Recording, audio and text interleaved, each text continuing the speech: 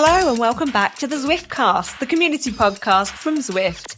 I'm your host, Rebecca Charlton. Alongside me is my trusted co-pilot, Dave Towle, and we're delighted to be going out to you on Christmas Eve. So grab a mince pie and settle in.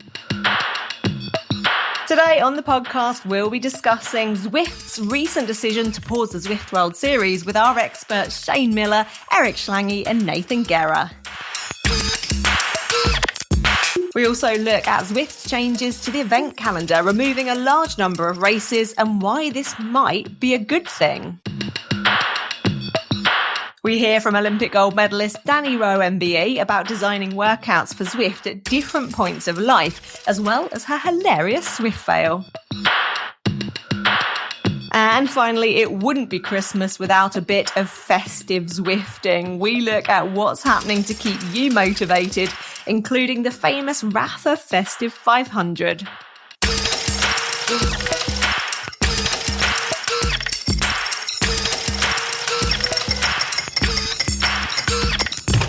But first, let's kick off our first segment of the fortnight. Now, whether or not you're joining us straight out of the start pen or catching up over the course of the festivities, we hope you're having a jolly good one and racking up some ride-ons, of course, in the process. Now, Dave, we're back with bells on, a bit of tinsel, and I've got my antlers on as well, but evidently you didn't get the memo. Well, the Christmas spirit is alive and well here, Rebecca, but the antlers went with my hair, and tinsel is an environmental nightmare here in the United States. So I'm trying to steer clear of that, to be honest, trying to be a good steward for planet Earth. Are you tinseling still in the UK? I love this. I love this start to the Zwiftcast, Dave. So I actually don't even have any tinsel because I decided that I was going to talk about all these festivities, then realised I don't actually own tinsel. So subconsciously I'm on the same page because I think it is phased out in the UK. Are mince pies a thing where you are? I would think that most people know what a mince pie is, but I'll be honest, this is going to be disappointing. I've never had one because when I was a kid, for some reason, I thought it had meat in it. And that was, I think we all did. Yeah. And that was not something I wanted for dessert. That's for sure. It's a select choice, isn't it? What's the thing where you are? What's the real festive treat of choice? I would say that the pumpkin pie reigns supreme even during Christmas time. That for us in the States goes all the way from Thanksgiving to Christmas. And then you sort of see pumpkin disappear from the pie menu.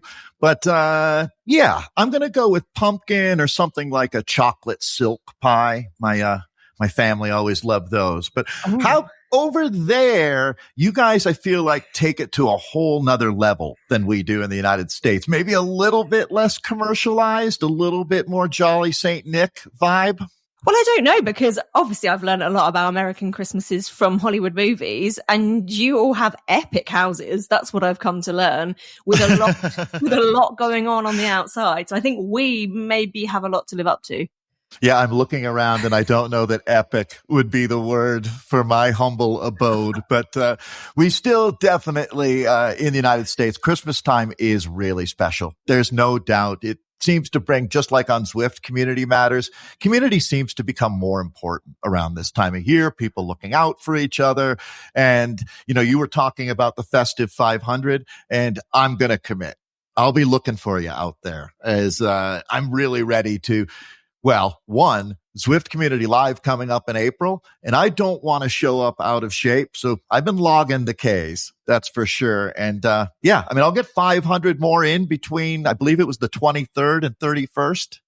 Yeah, I have to check that because it is on my calendar, obviously. But I'm just basically trying to ride as long as I can at the moment because I'm going to have a baby in the next 4 weeks. Just to keep dropping that one in there.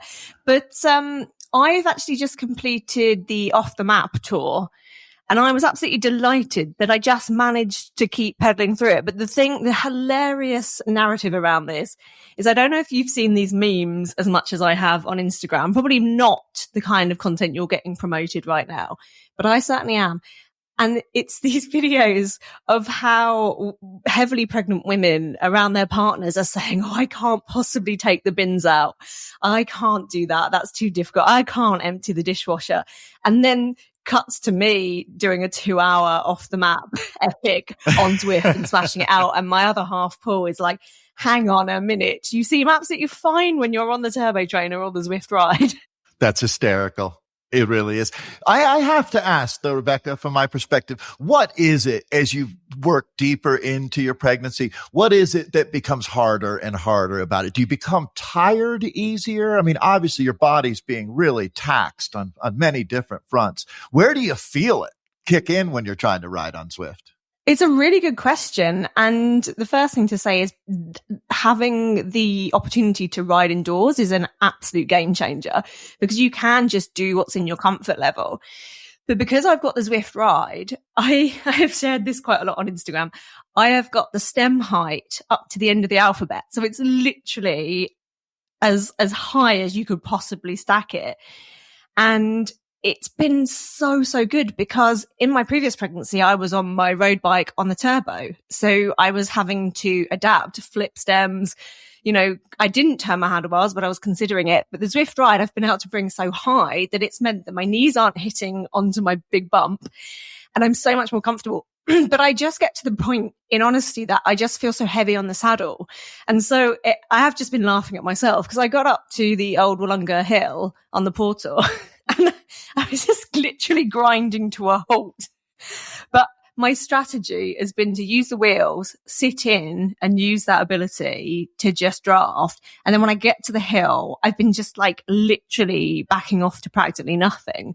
But I've got to the end and that's all I wanted to do, Dave, was just finish. Congratulations on that. That really, I mean, putting your mind to something at this point in the pregnancy, I mean, you have every excuse to bail and you didn't execute on them. So good job. I don't know. You haven't seen quite how slowly I went up to Wollonga Hill.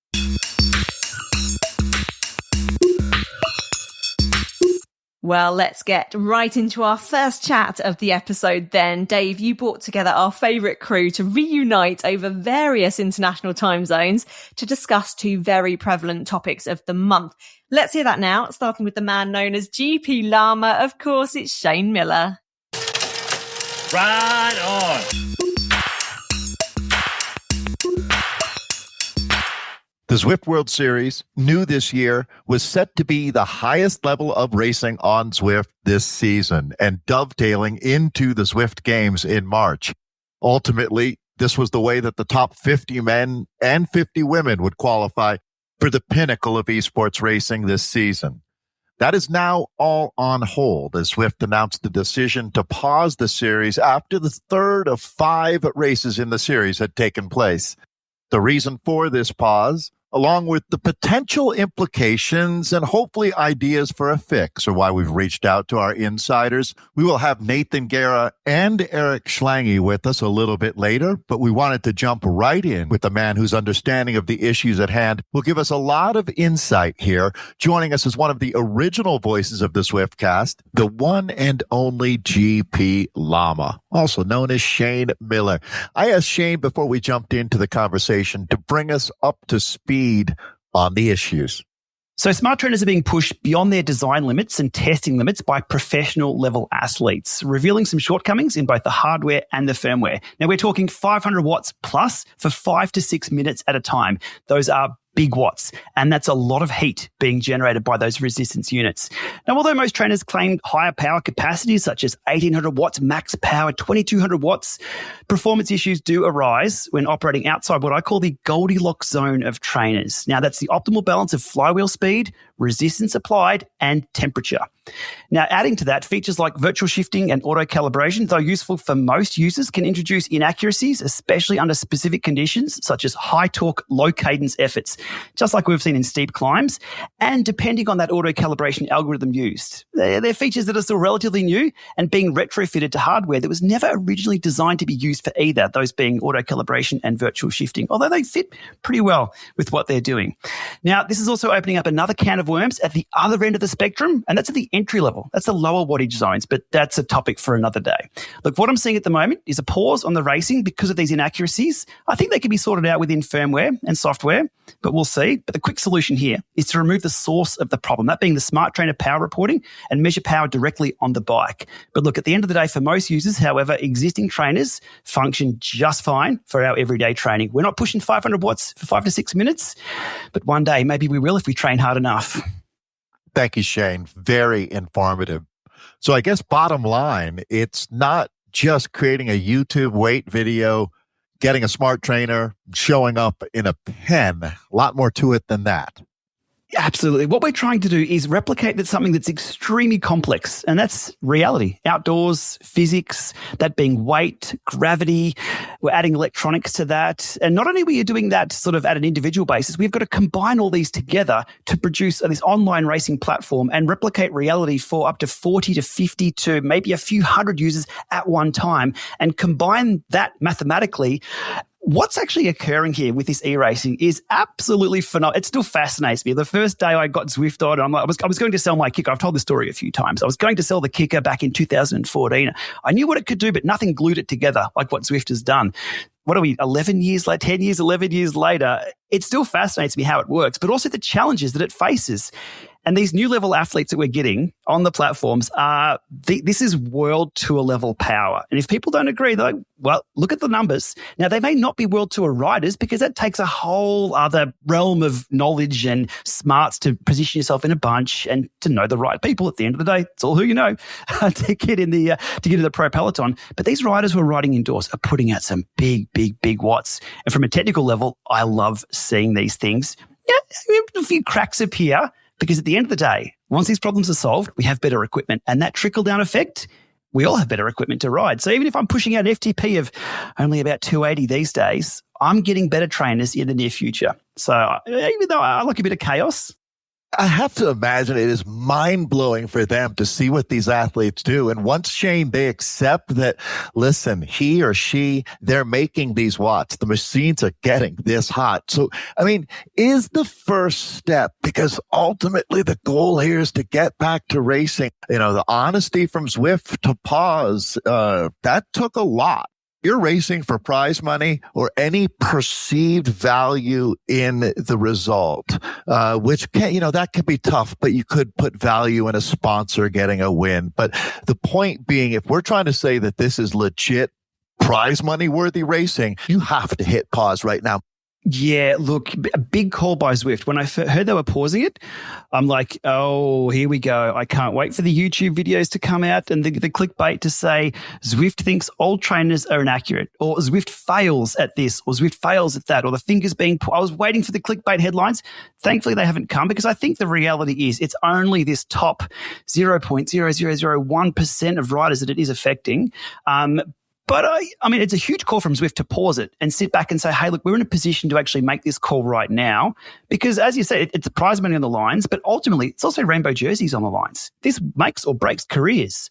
And we're talking like, we've seen races online won by milliseconds. Now, that is the difference between a trainer that might be 0.01% off or higher or lower. There's so much to it. Big call by Zwift, but I think it was the right call. It's interesting too, Shane, because people say, well, I guess the thing is you have to get all of the racers together in one location and have them race in a batch on randomly distributed trainers and run through the protocol there. But ultimately, it was the trainers themselves, right, that had, I mean, we're talking about 8% variance. Which absolutely. Yeah. Right. And I mean, that's oddly sort of a number that used to get thrown around back in the day of the benefits that one would get from a hardcore regime of pharmaceuticals, right? Or some carbon monoxide inhaling all over these. That's okay. Right. So at the end of the day, credit again where it's due. Kicking this can down the road would have only made the problem worse. I really think. So is a software patch, this is where we really lean in on your knowledge.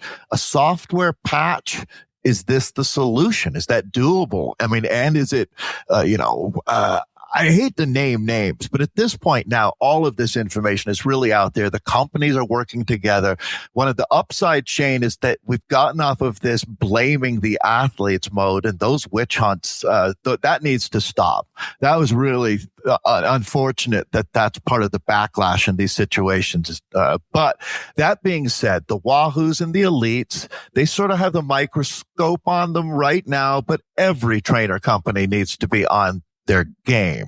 So software patch? Tough one. Yeah, where do we put the fire out? We can see the flames at the moment, but only the engineers can really see what's happening underneath.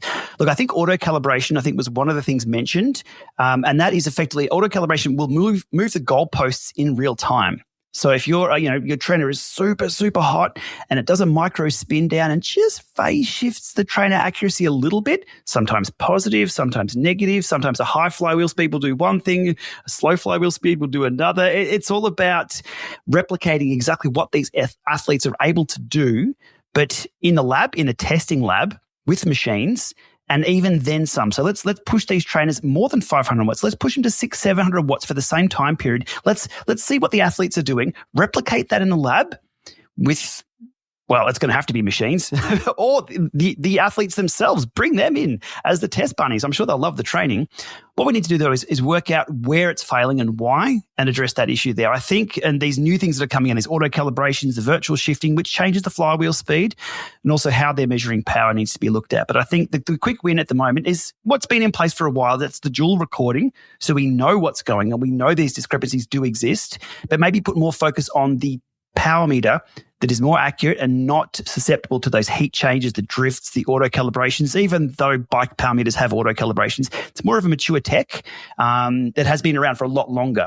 What we're playing with now is brand new tech and pushing it so far beyond, which again, I love to see. I love the chaos that this is causing because at the end of the day, it results in better products. But yeah, we're going to have to wait and see.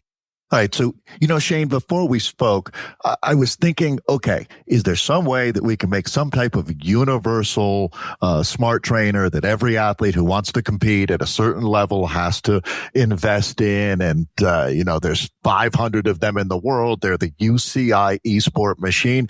I think that question now, you've already answered it for me, because the answer is maybe not using the smart trainer. And that obviously is part and parcel of what we're doing here. But the power needs to come from a different source. And that seems manageable somehow. A $200 to $500 investment that the racer had, almost like, Shane, in Tour de France, how the racers have that unit that's attached to the seat that gives so many data metrics to it. Something like that for esports. Am I on the right track yet? Am I getting closer, sir? I think so. Now, the part about getting everyone on the same trainer, now the sport we're in is very commercial driven.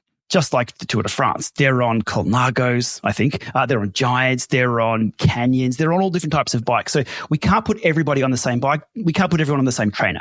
That's not going to happen. And the commercial interest is there as well. We need to look after that. That's ultimately what pays the bills here, because it's very sponsor driven too. So we need to be aware of that. We can't put everybody on Justo 2s, even though the UCI did for the Worlds, but that's just for the Worlds. We can't just have one single trainer, but they all provide pretty good resistance. What we need to do, though, is I think put people on a level of maybe, for now, until we can be absolutely 110% sure the power we're getting out of these trainers is accurate under all use cases, put them on a power meter that we do know and do trust. Shane, what is Tax doing right? Something about those trainers. And you know what's interesting too when you talk to riders who have them is they always say they read so low, but maybe they read so honest. Okay, we're allowed to throw a few barbs here, aren't we? And say a few controversial things. That's what the Zwiftcast is about. For sure. Simon would expect nothing less. All right, let's bring back a few of that, which makes a few people nervous what I'm about to say. I think Tax are playing a good game at the moment because they're not playing the game. They're not around. They're not involved. We're not seeing Tax anywhere. And they're not playing in the space that we're talking about. They're not playing in the Justo 2 space. They kick a move, they kick a 6, the Zwift Hub, kick a core 1, all of the, they're just not in a conversation anymore. Having said that, what Tax are doing, they've positioned themselves as the ultimate premium brand with the Tax Neo 3M, and that thing is a beast. I finally have one in the Llama Lab. It took 12 months to get it certified for sale here in Australia, and for them to ship me one. I have one. I've ridden it. It's a monster, and it is crazy accurate. And it's 4th generation. So it took them 4 generations to get it right with that resistance unit. But unfortunately, Tacx aren't playing the game just yet. We're just not seeing them in the market. But if they come in with the 3M, if the 3M needs to be half the price that it is, it's a $2,000 US trainer without the network module. I reckon they could come in with a bang, but they're in a really good position at the moment to sit back, watch all these cracks appear with everyone else, watch everyone else solve these problems, and they could quietly be working on something next themselves, which I hope they're doing. I have no insights from Tacx, but I hope that's what they're doing. If we could see a baby 3M come out there with virtual shifting, auto calibration, or not even requiring calibration, which is what their resistance unit is all about, that'd be a pretty big player in this market. But we'll see. But yeah, not playing is the best card at the moment, I think. War games. So from a technical side, can this be fixed before Zwift Games? Can we get back to having confidence in the racing? Oh, it's the holiday period. Aren't we all at Christmas parties and, indulging in late nights? And I mean, these engineers, these hardware engineers, these firmware engineers have got a lot ahead of them in the next few weeks. If they need to solve this one, I don't know, to be honest. It's a lot of work, but I tell you what we've seen in the past, what hardware manufacturers have been able to squeeze out of trainers is nothing short of phenomenal. Even though what we're talking about here, the cracks appearing, is sort of part of that. But the Kicker Core, which supports virtual shifting, auto calibration now, the Kicker Core is 7 or 8 years old now as technology, and they're still cramming all that into the trainer. What we see for the Jet Black Victory Smart Trainer, they've crammed in everything the top level trainers have at a budget level, and it performs extremely well. So having said that, it's all about how good the firmware engineers are and what the actual problems are. I think we can get pretty close, but I still ultimately think at the professional high-end level, we need them on power meters, or we need them to be compared, the trainers to be compared to power meters that we trust and aren't susceptible to heat drift, auto cal, flywheel issues and things like that. Sounds like it's going to be phases, isn't it? Get back to racing, maybe, but with some serious rewriting of the rule book, which I know is underway, Shane, and then ultimately trying to move into maybe the modern era of racing to replace this era we're in right now. Absolutely. What I'm seeing here is that I've got in my dialogue that I'll put out somewhere. I'll put out. Well, I don't have Twitter anymore to shout into the void with, or X. We sort of all backed away from X. But look, how I see it, and what I see it is, we're not seeing Formula One raced in Toyotas, like in Toyota Camrys. We're not seeing the Tour de France be raced on bikes from Walmart. But what we're seeing here is esports, professional level esports, be raced on things you can just buy off the shelf. And as you were saying, Dave, like if we get a trainer that's made specifically for this purpose, it might be a $10,000 trainer, but hey, the Tour de France is raced on $25,000 bikes. So there's a difference in hardware because of what's on the line. So maybe we'll see that in the future. Maybe we'll see trainers that are priced out of the standard person's price bracket, but perform exceptionally well for that specific purpose. Shane, we could talk for hours about this, honestly, because I could even see continental centers that have 18 of these trainers at them that you qualify for. There's many, many things. But Shane, thanks for your time.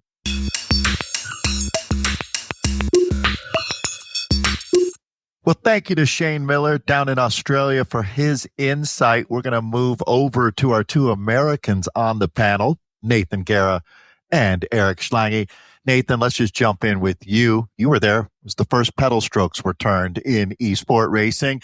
It's quite a time that we've found as the Zwift World Series has been paused. Yeah, the space right now, I think, is similar to Zwift kicked off online cycling. It brought cycling online. And when Facebook, YouTube, like these platforms first got going, like the frustration with upload speed and hardware at that time was probably a thing, right? The frustration with, why did Instagram become a thing? Like the media side of like, there's a 1,000 words in one picture kind of a thing. A picture's worth 1,000 words. Like you have these holdups in technology where there's a reality of something coming and there's a growing of this awareness. And I think in the racing space, there's so much expectation from those who understand the niche, but then there's a place that we want to end up where I have vision of like the movie Tron, right? And those scenes where they're racing on bikes and like battling each other. Like we have that 90s kid that's like, when we can live in the video game thing happening inside of us. And so we want to jump there, but there's some catching up to do. And there was some suffering happening in the community, I think, at the elite side, where reputations are unnecessarily being ruined because we have to catch up. And like, that's just not okay. So I would agree. It's really hard to do so, but at the same time, we got to get to where we need to be across the entirety of this landscape of the market. And not everybody is on par with the same vision at the same time and trying to get to the same place at the same time. So I think everybody getting in sync now is going to be a lot better across all the platforms and across all the hardware manufacturers. Nathan makes a great point, Eric. When you look at it, maybe we were trying to run before we were really walking with a good stride. Is that fair to say when you look at esports racing? There was so much anticipation, excitement, and hope, but we just didn't quite have all the pieces in the right places? Yeah, absolutely. We've been doing that on Zwift for 9 years now, right? It's like we were lining up at the start line with clock adjusters installed on our PCs so that we could hopefully have a fair race, and hardware and software has been playing catch up ever since. So this is just, I think, the latest example of that. But I could go back through the last 9 years of Zwift racing that I've been involved in and think of tons of examples of where we hit this wall of, oh, this really isn't going to work this way. Something needs to be improved in terms of hardware or software. And it does eventually. I think this is a good example of Zwift leading from the front. I think it's an integrity move from their part, and it's not an easy one, but I think it's necessary. Guys, there's been a lot of talk about what the fix is. Is there an element of we need to get away from the smart trainer as being the primary source of power? With talking with Shane Miller about exactly that topic, is this the route to a fix instead of just keep on hammering the smart trainer to do a million different things? Do we need to look at one new piece of equipment to bring into the equation? Nathan, let me start with you on that. In the gaming world, it is a mixture of software and hardware. I'm not sure that the specific type of hardware is going to be the issue. I think Shane's going there specifically because of the accuracy that he sees within the hardware space of power meters, but they are also one of the more manipulatable when it comes to finding cheaters. And so that's a tough one. The trainers, I think, on the other hand, have a closer relationship to the indoor world. And so I think there's a leaning toward there because of their relationship to the indoor world, whereas the power meter in general is across the board, this whole of cycling kind of world. Yes, I would say to give to Shane's point, I understand the accuracy, but I'm not sure that is where we're going to find the syncing that we are necessarily looking for that I was talking about before. I definitely think that the sync across the market is going to be more to be able to work with good partners to get to good verification is going to be closer to the trainer manufacturers. The other thing I would say is this is a software and hardware issue.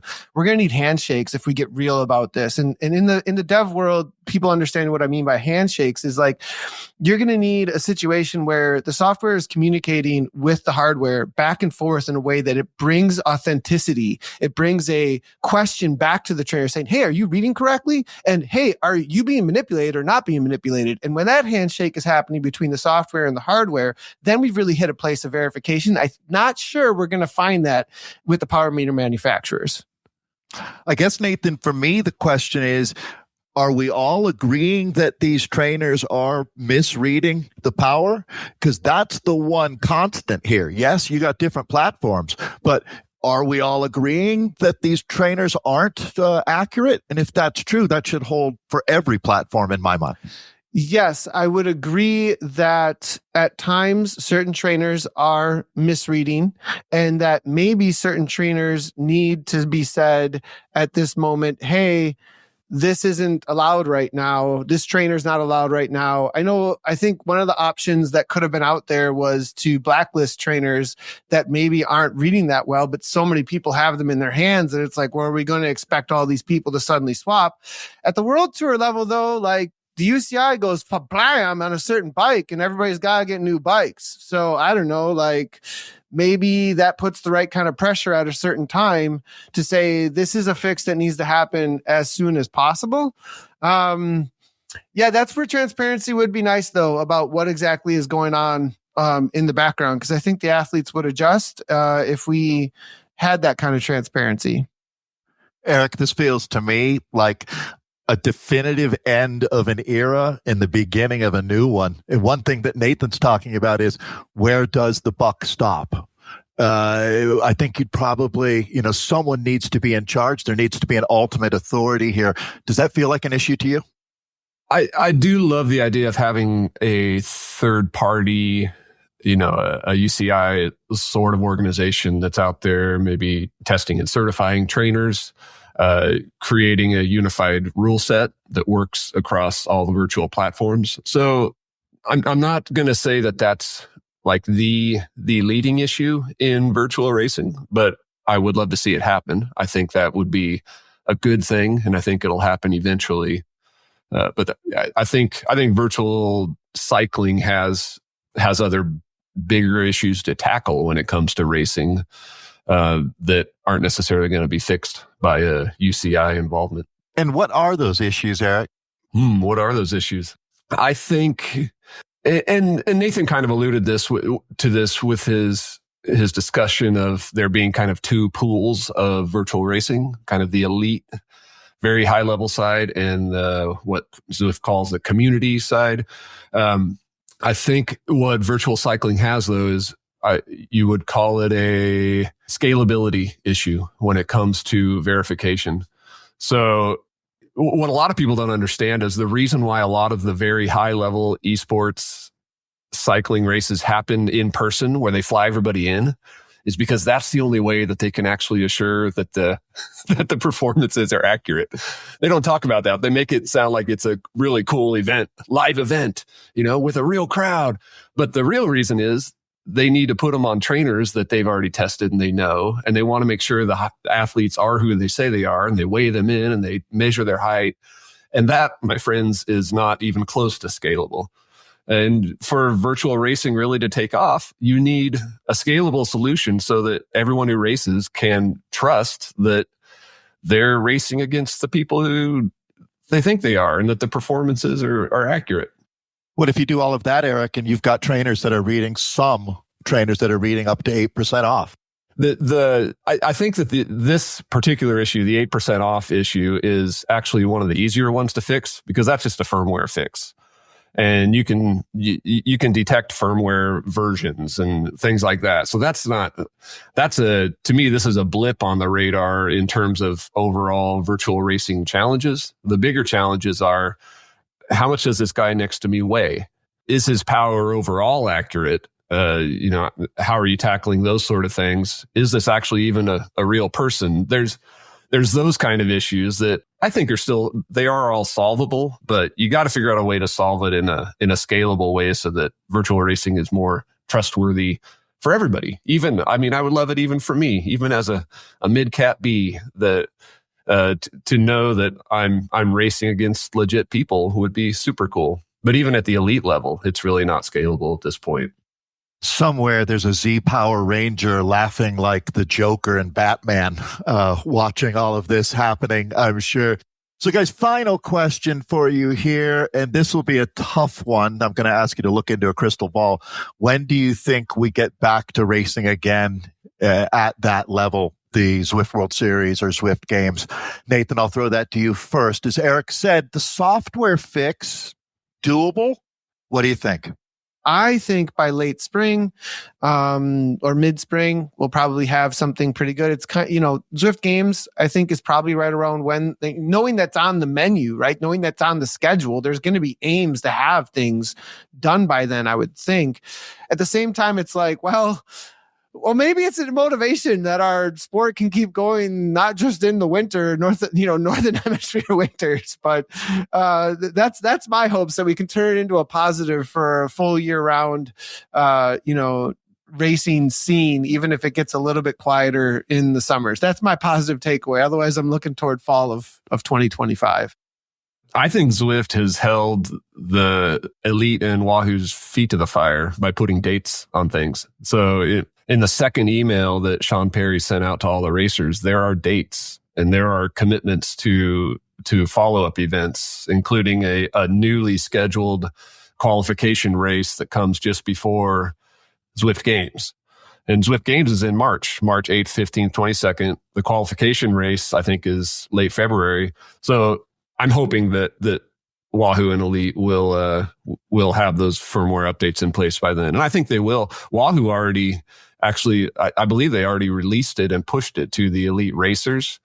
But then they said it was going to come to everybody, I think, in early January. And yeah, I haven't heard from Elite, but they've already known about it for a couple of weeks. And they'll have several more to work on it. So I'm bullish that they'll get it done and by the deadlines. Good. That's what we wanted to hear. So guys, a quick change of topic here. Zwift has cleaned up the calendar quite a bit as far as racing goes. I heard numbers up to maybe even 30% of races that will no longer be on the calendar. It sounds like they're being flexible about things, Eric, but how's the community responded to this? I'd say the community responded more positively than the last time this was announced, which was 2 years ago when Zwift first said they were going to do it. 2 years ago when Zwift announced it, they didn't really put hard numbers on things, and I think that hurt them. Because people want to see what the line is. They want to know that there's actual metrics being tracked. So I'd say it's kind of 50-50 from the feedback I've seen. I think what's really worth noting is that a lot of the race organizers, the feedback I've seen from them has been good. I mean, there's a couple who actually had their races polled who weren't too stoked about it. And that's understandable. But there's a lot of race organizers who said, no, this is a move that needed to happen. And if you're a race organizer, you like I am with the tiny races, you look at the calendar, and if you race regularly, you see there are so many unmaintained races on the calendar that just aren't getting participation, and it's not a good look for anybody. So I think that's a big reason why they're supportive of it. Thanks, Eric. Nathan, your favorite race is still there? Yeah, a lot of my favorite races are definitely still there. I think the larger picture here is you have a lot of long-standing, the feedback, the 50-50 side of it that Eric had said is like you have a lot of long-standing organizers who have done a lot of work in the community, and there's frustration about how they were able to maintain their presence in some sort of a way. And that's understandable. I think that this pushes back to a longstanding topic of organizer tools. There's only, what is the reason why these events have sat and haven't really been called, or the management of all of that? I think that there's definitely a place to say, hey, organizer tools and the ability for organizers to manage their events and promote their events and do things with their events in order to grow their events and maintain them. It might be an internal resources issue, and it's like chicken or the egg. Like, do we have the tools, or does it have to have one person or a couple of people managing this interaction between the community and the platform? And so without those tools in place, there might be a lot of frustration from the organizers that are longer standing, that have been around a while, getting like, well, how do I manage and grow my thing? And then you have things pop up like Chasing Tour, FRR, WTRL, perfect example of independently management tools. And so there's, again, this idea where I've harped on it before a lot, where if I had to run through Facebook with a manager telling me how I post things and where I post things and whatever, I wouldn't grow my audience. I wouldn't grow my event. I wouldn't grow my organization on Facebook. And so there's a whole tool system for me to make posts on Facebook. There's a whole tool system for me to make groups and things like that. And I think that may be some of the under the surface, unable to come and up to the surface necessarily from the organizers as to why they ended up there to get called. There's also those that are just sitting there that just aren't really managed at all, and they needed to be. But I wanted to get in between that a little bit to be like, well, there might be some places that we could enhance this so that everybody could grow their thing as best they possibly can. But otherwise, yes, definitely something really, really needed though. Well, perfect. Guys, thanks a lot for your time. Oh, thank you for such candid answers as ever, guys. I was just sat quietly back, enjoying quite a discussion there. It was really, really fascinating to get your takes on it, of course. Now, I am here for the really hard-hitting questions, and that is starting with you, Eric. What is happening over the festive period? What's going to keep us motivated on Zwift?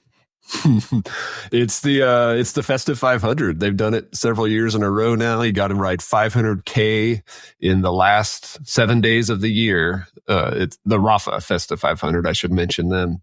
So Zwift is playing a part of that. The idea is that not necessarily that you'd get all your miles indoors. Kind of the spirit of the Festive 500 is that you have to suffer some. You have to get out in bad weather and put in some miles. but Zwift says, well, you can, if you need some padding in that, we're going to help you out. We're going to have robo-paced rides and lots of group rides on flat roads. So yeah, people will be getting a lot of miles indoors and outdoors in the last week.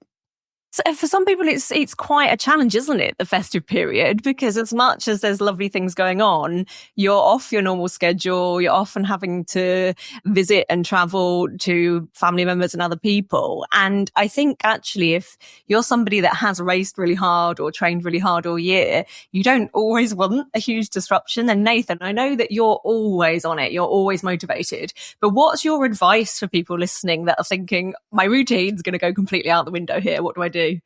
Well, what I do personally is I find a really solid kind of community of motivated individuals who are on a mission. And so I find this racing community personally to really motivate me at this time.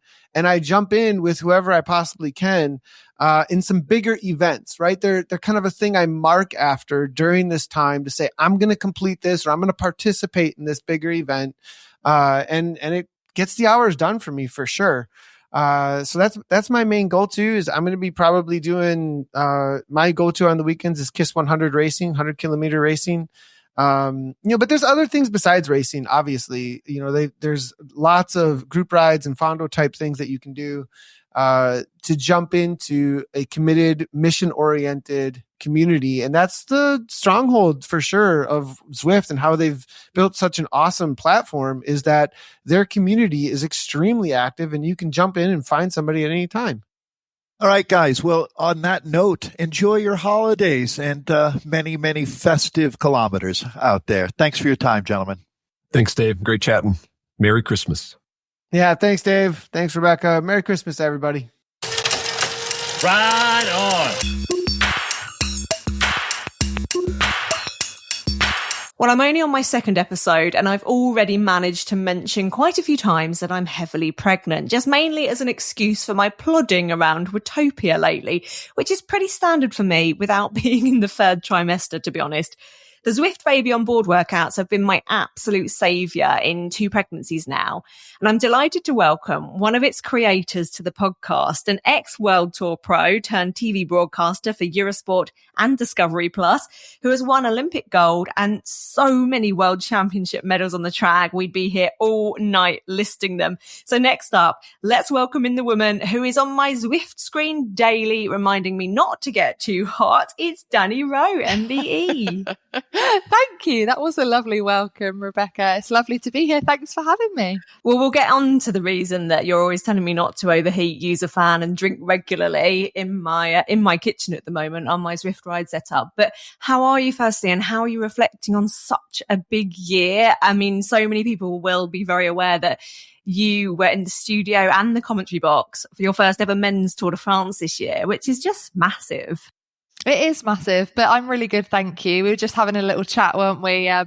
Off recording, saying the juggle is real, and I'm not even working at the moment, but I think that's just having 2 young children and not in childcare very often. But I've had the best year. It's been a real privilege, actually. I feel like our sport is wonderful. I'm absolutely obsessed with it, and for me to have the chance to work on the men's Tour de France as well as the women's was huge for me. I only got asked with around 12 days to go till the men's Tour de France. And it was one of those cases where, of course, I wasn't going to say no. But at the same time, I was thinking, wow, how am I going to do this? Because I'd never actually commentated on a men's race before, let alone the biggest men's race on the calendar. So I didn't really sleep for the next 12 days, just swatting up as much as I could, but really, really was looking forward to it. And just had the best time. And I feel like, again, both the women's and the men's side of the sport is, it's just grown so much, especially the women's in the last couple of years. And it was, again, just an absolute joy to be a part of. Also a part of those kind of athletes' journeys, I guess, and really kind of getting invested in the humans as well as the athletes was something that I really, really enjoyed doing, looking at the riders' backstories as to how they'd got to the start of the Tour de France, men's and women's, the ups and downs, because every bike rider has so many ups and downs throughout their career. I think sometimes for the general public, they can think it's just that sort of upward trajectory, but even the best of the best will still have many, many lows as well as those highs. Oh, well, we've absolutely loved sharing in that with you and watching you on the TV screens, of course. And that's something else to pick up on is the fact we now have the Tour de France fam avec Zwift for the women's peloton, meaning I think for the first time ever, we're seeing more personalities and we're able to see people like you go into a studio and dissect that, which we haven't had quite on that level before. No, and I think that's why women's cycling is in the best place it has been ever, to be quite honest. And the change that I've seen, especially since I stopped riding at the end of 2018, has just been humongous. And I really strongly feel and put that down to the coverage that we've now got for these women to be able to, really showcase what they can do. And in essence, that has then become a snowball effect in terms of the money that's now come into the sport, because of course now these big businesses, these big sponsors are getting the return because of the coverage that we've got. And then the women, of course, then get the salary that they deserve. They can be full-time athletes, the level rises. And, it's just every single year, it just gets better and better. And the Tour de France fam avec Zwift has just been that big stage for the women that we've never, ever had. I mean, when I was riding, I would always get asked the same question from, again, the general public who maybe weren't cycling fans.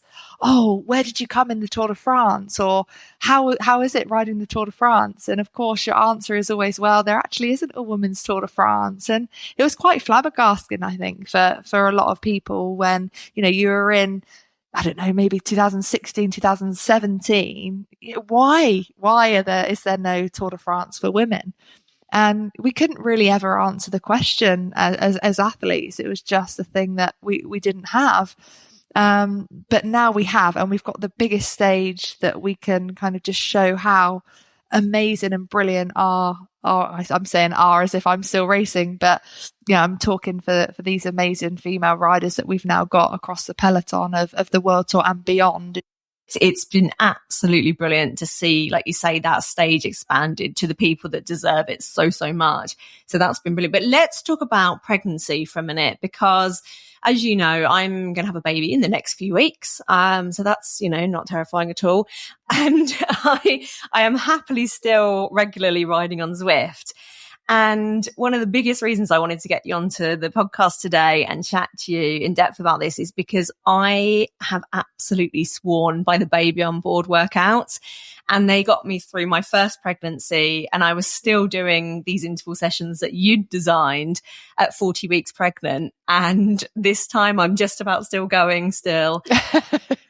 I'm fascinated firstly as to why and how and when you said, right, we're not going to shy away from telling women that they can continue to train. We're just going to work out how we do it. So can you tell me a little bit about that process? Yeah, so I think for me as an individual, I need exercise, not just for my physical health, but mainly for my mental health. And I'm just a better person from the endorphins that exercise gives me. And I feel that it is the best medicine for everyone. So when I got pregnant, I felt that there was a lot of conflicting advice as to what you can and can't do, even from the medical professionals, which I found really, really hard. One midwife would tell me to just walk and not do anything else. And then another would say, you can absolutely push yourself to, 90% of your maximum heart rate. Well, my maximum heart rate was 206 beats per minute. So, I mean, that's still pretty high intensity that I could do. So I kind of delved a little bit deeper and just did a lot of reading, a lot of research. And I was lucky enough to have a great pregnancy. And I think that's important for me to say, of course, that some women aren't lucky enough to be able to exercise. And of course, I'm not here saying that everyone should push themselves to exercise if they don't feel that they can. However, I was lucky that I could and felt that it was very, very important for me and my pregnancy and how I felt that I would then be able to get through labor. Because of course I'd heard that was, the hardest thing that you'll ever have to do in life. And I can absolutely say, yes, it is. And I've pushed myself very, very hard on a bike many, many a time, let me tell you. But childbirth was something very, very different. If you haven't done it yet and you're thinking of it, it's great. It's absolutely fine. Let's just carry on. I mean, yeah, the baby after is completely worth it. And I did it again, so it can't be that bad, can it?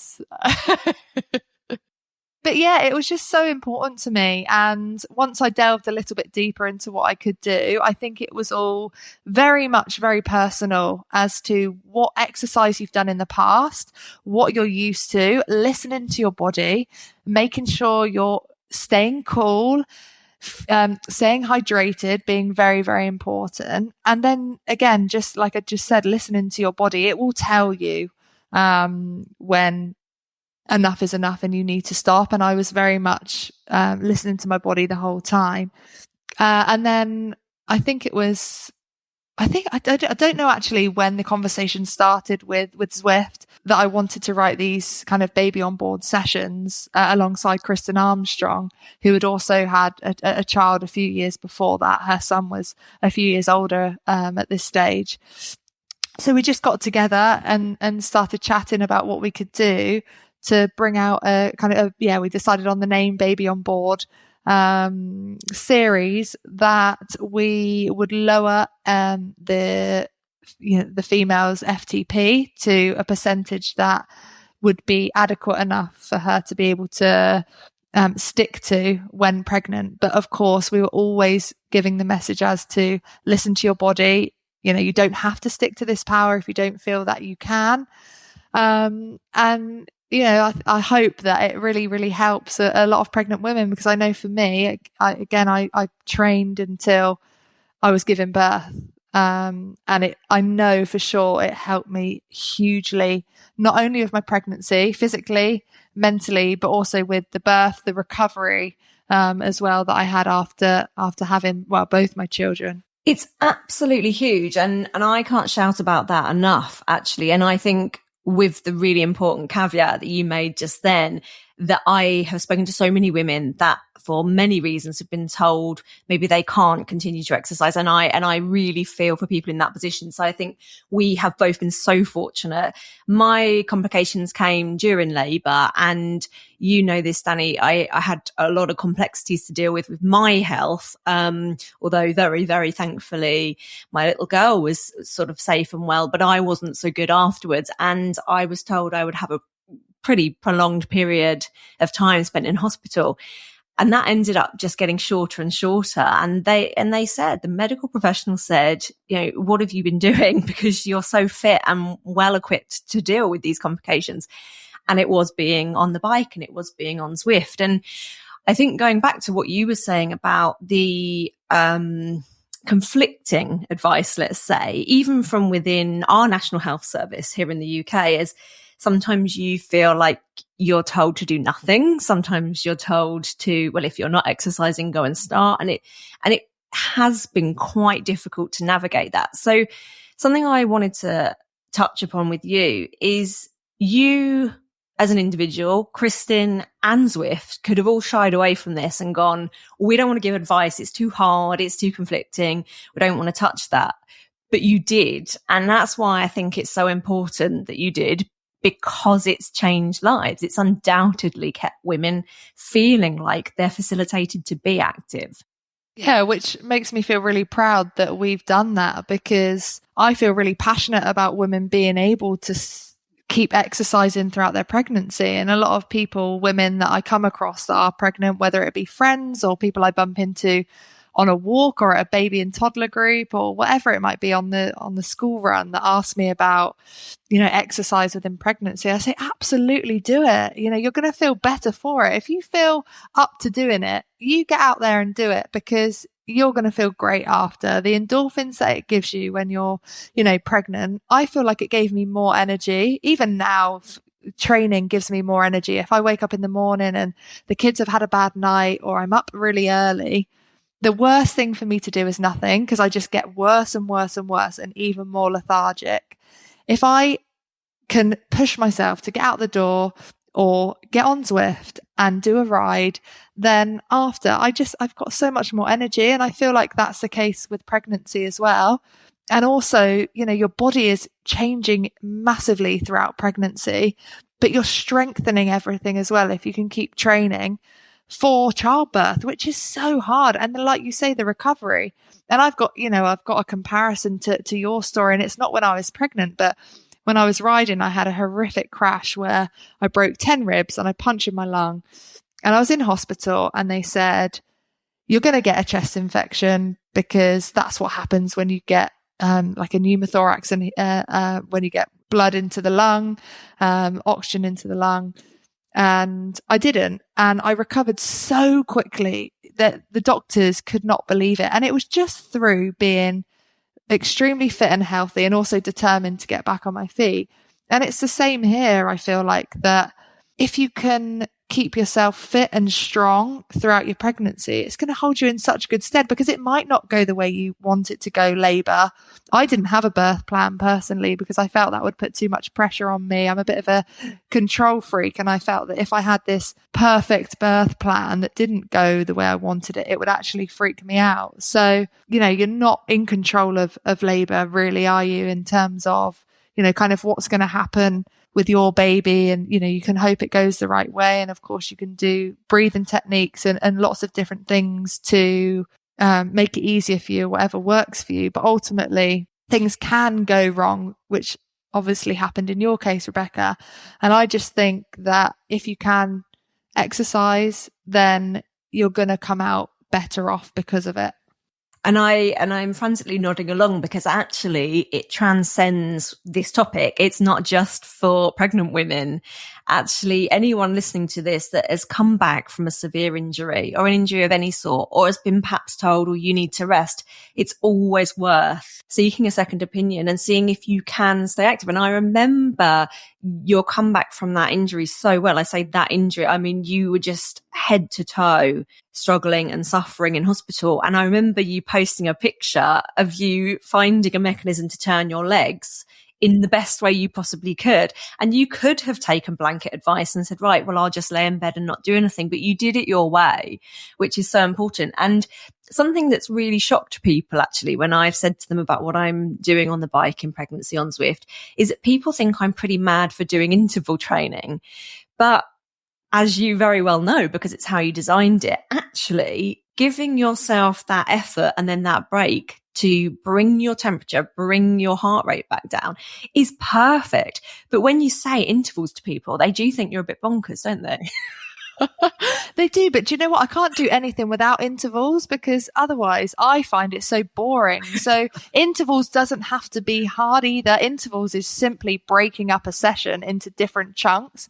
And yes, you're going harder and easier, but it doesn't mean you're going to your absolute max. It's just breaking up that session and making it a little bit more manageable for your mind, I think. But yeah, it does obviously have a different physiological effect as well. And the key throughout pregnancy is that you're not pushing yourself too hard for too long and overheating your body. So exactly like you said there, you know, just the shorter intervals and not super high intensity, but just giving you that opportunity as well to come back to that recovery period so that you're never at it for too long. But yeah, there's just so many ways that you can still train throughout pregnancy. And obviously that kind of series of workouts is one of them. And also Back to Fitness is another one that I've written, which again is like you just mentioned, that if you're coming back for a prolonged period out of exercise or if you've had an injury, then it's just a nice gentle way to ease you back into it without fearing that kind of big overwhelming feeling of how am I going to start again? Because I think it can be quite overwhelming if you've been out of exercise for a long period of time. But the minute you start, you know, I almost can promise you that you'll get that bug again and you'll want to carry on. And I find that the more I do, the more I want to do. And that consistency that is absolutely key. Well, sincerely, a huge thank you from me and so many women and so many people that are coming back from anything in life and using Zwift to do it, because you have facilitated that and it's a game changer. So thank you.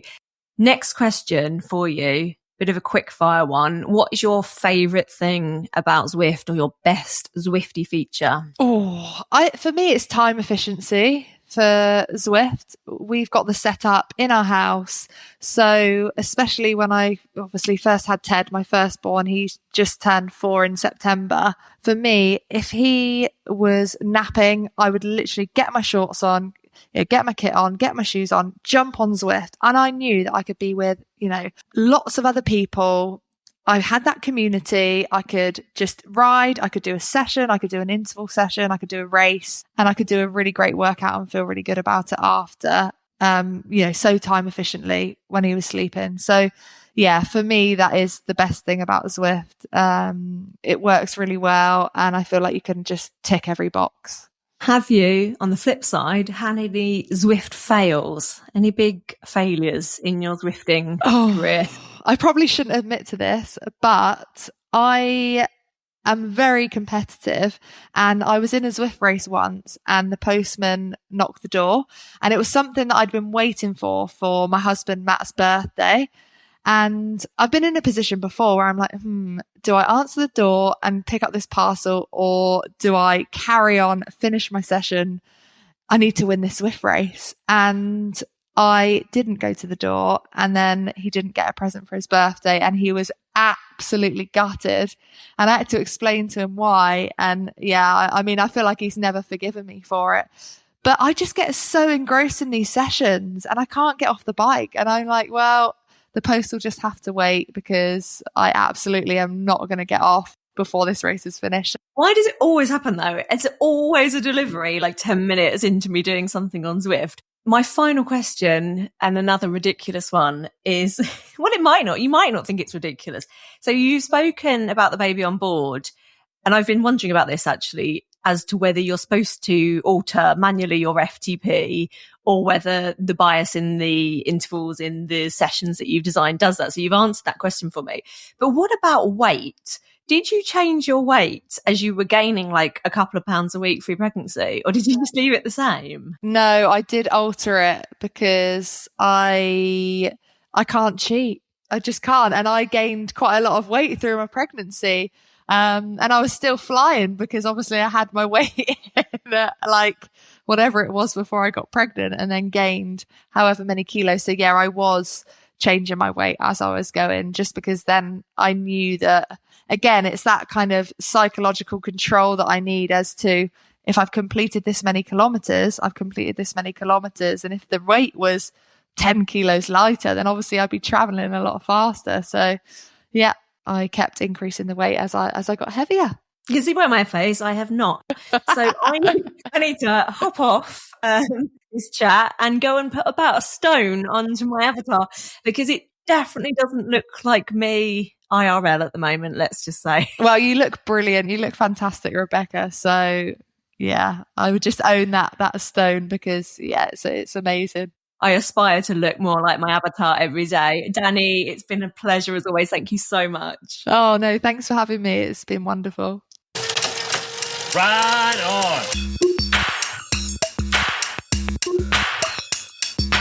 Oh, Dani is just brilliant, isn't she? And she always motivates me so much when we have a chat like that. Now, Dave, we're 2 episodes down and your conversations today were so insightful. I can't tell you how much I appreciate the guys. They have such a deep knowledge of Zwift. I mean, if you listen to them talking about being there when it was in beta, and that's something that, very few of us were around, and that institutional knowledge is something we'll lean on heavily here on the Zwiftcast. I mean, Nathan was one of the first people who ever raced on Zwift. Eric Schlange, I'll be honest, Rebecca, that's my number one go-to resource is the Zwift Insider. If I am doing a race, race the next week, I'll go to the Insider first. He does a lot of the work of just making sure that the data you're getting is correct, and just really appreciate his great vibe too. And then, yeah, I mean, you hear it in the interview, the passion that Shane has combined with the knowledge, add in the experience, and you are not going to find a better crew. So greatly appreciate those guys. And I know heading into the new year, we've got some awesome guests planned for. I can't wait to reveal what the next show is going to be about. But I did want to say, Rebecca, much appreciation to you. I know you've had so much going on in your life. With the next month is going to be a huge one for you. So I really do want to wish you and yours a Merry Christmas and a Happy New Year, and certainly looking forward to a bundle of joy that you're going to be sharing with us in January. We hope. Oh, and not only our fantastic guests. Thank you so much. Sincerely, Dave. That's so lovely of you to say. And I just want to part with one very, very important question before we leave our audience today.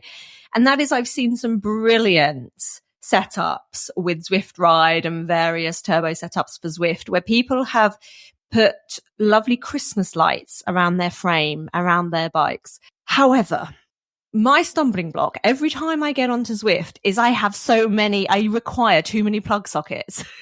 Where am I going to put my Christmas lights, as well as my Zwift Ride plugin, my iPad, my fan? I mean, I need about 10 fans at the moment. How do we do this, Dave? Well, I'm concerned that you're going to dim the power grid in the UK the next time you Zwift. So just give me a heads up about 5 minutes before you get out to ride, Rebecca. I'm just sounding better and better on this episode, killing the environment with my tinsel love and too many plug sockets. Dave, on that note, thank you so much as ever. Thanks so much, Rebecca.